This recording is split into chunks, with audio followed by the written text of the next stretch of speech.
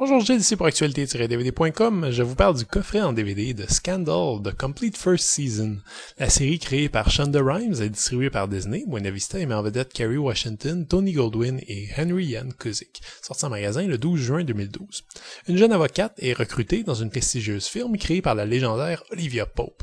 Cette dernière s'est spécialisée dans la rectification d'images. En d'autres termes, si un client risque de faire face à des accusations, c'est à la firme d'Olivia Pope d'arriver par tous les moyens à ce que son image soit complètement blanchie.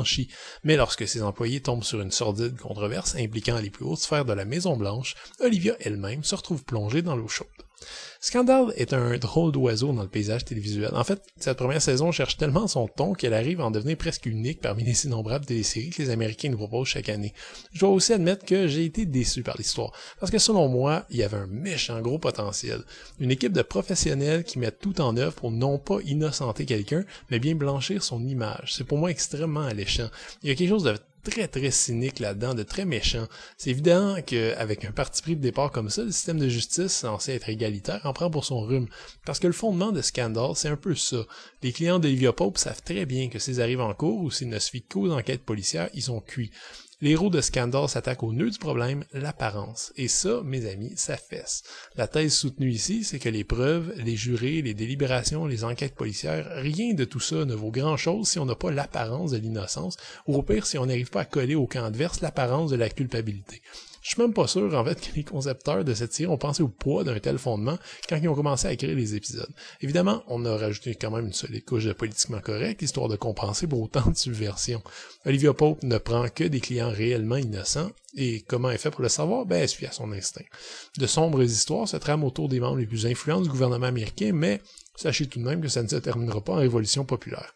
L'univers de Scandale fait quand même très peur. La justice est un spectacle, la politique est une affaire d'impulsion, bien souvent sexuelle. C'est une vision assez terrifiante quand on commence à y penser.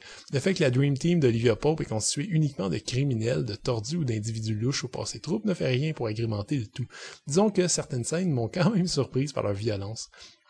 Mais en même temps, j'ai déjà dit que la série se cherche, et pas à peu près. On dirait que le point de départ est plus le résultat d'un remue-ménage approximatif que d'une recherche d'histoire et de personnages cohérents. L'agressivité censée être légendaire d'Olivia Pope n'apparaît à peu près jamais, diluée par une Kerry Washington beaucoup trop douce, à mon avis, avec un physique et des poses de top modèle qui tranchent un peu avec sa personnalité censée être fonceuse et dure à cuire. Le focus sur l'image, censée être la marque de commerce de sa firme, prend bien trop souvent un rôle inutile, derrière une enquête en bonne et due forme, beaucoup plus convenu, ponctué de montage sur musique endiablée, sorti tout droit d'un épisode de CSI. Et c'est dommage parce qu'à chaque fois on se dit que justement on aurait pu simplement regarder un épisode de CSI qui eux au moins ne nous noie pas sur un déluge de dialogue hyperactif constant et dense.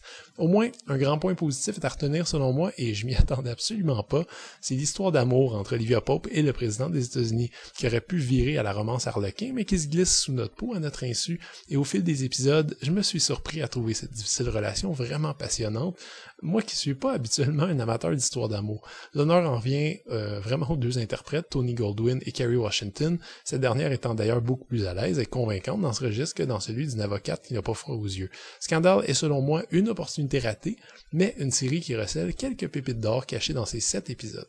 Les deux DVD sont présentés à 1/78 anamorphique avec piste audio en anglais 5.1 et sous-titres en anglais, français et espagnol. Les 3 bonus sont en fait des featurettes fondées sur des entrevues avec les membres de l'équipe. On les retrouve tous sur le deuxième DVD. Le premier s'attarde à la conception de la série et contient quelques informations assez révélatrices qui en disent long sur le produit final. Disons que la politique d'improvisation des scénarios se sent quelque peu quand on regarde cette première saison. Le deuxième petit segment vidéo se penche sur le casting et contient des extraits d'audition amusants. Enfin, Scripting Scandal s'occupe de nous instruire sur la scénarisation en mettant parfois l'emphase sur les dialogues brutalement abondants qui ajoutent une couche très particulière. Scandal a, selon moi, pas encore décollé. L'idée de base est insidieuse, socialement explosive et pourrait être exploitée de façon passionnante et virulente, mais dans ces 7 épisodes, on n'y touche presque pas, ce qui est dommage. On se contente d'aligner quelques clichés propres aux séries télé américaines des dernières années, peut-être de peur de s'aliéner le public.